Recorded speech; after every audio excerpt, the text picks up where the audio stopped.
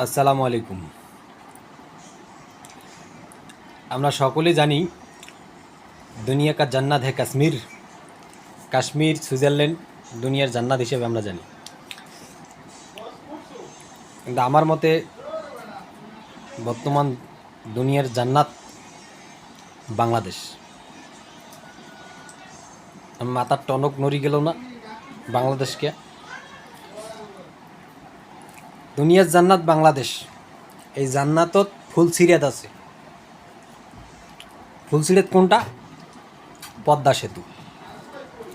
আবার এই জান্নাতত থাকতে হইলে তিনটে প্রশ্নের উত্তর অবশ্যই আপনাদেরকে জানতে হইবে।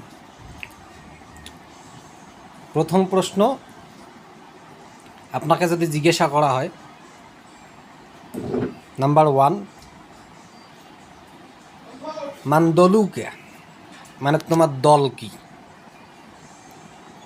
এরপর দ্বিতীয় প্রশ্ন করবে, মান নেত্রুকে, তোমার নেত্রী কি? এরপরে তৃতীয় প্রশ্ন হবে, হাজার তেলুকে, মানে তেল মারতে পারো কিনা। তিনটে প্রশ্নের উত্তর যদি সঠিকভাবে দিতে পারেন তাহলে আপনি জান্নাতি।